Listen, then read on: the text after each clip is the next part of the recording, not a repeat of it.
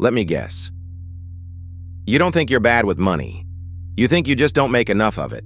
And once you earn more, everything will finally fall into place. That belief?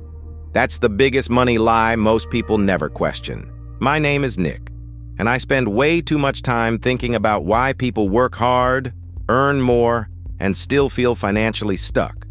If you're someone who feels like you're doing everything right, but your bank account never seems to move forward, subscribe to Time to Invest. Because today we're exposing the lie that quietly keeps people broke, even at higher incomes. Here's the thing most people don't realize.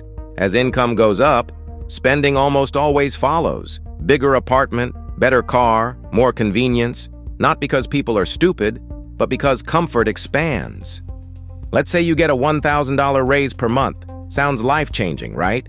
But if your lifestyle absorbs $800 of it, you're only $200 better off. That's not a money problem. That's a system problem. Your brain recalibrates fast.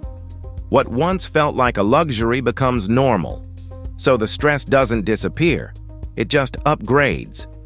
This is why people making $40,000 and $140,000 often feel the same financial anxiety.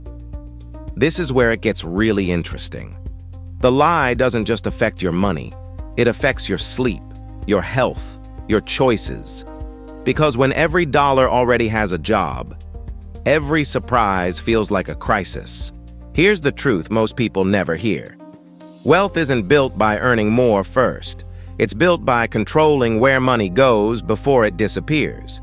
Income helps, but it doesn't lead.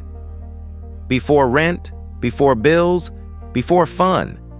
Move a percentage of your money automatically, not because you're disciplined, but because systems beat motivation every time. Look, you don't need to be perfect with money.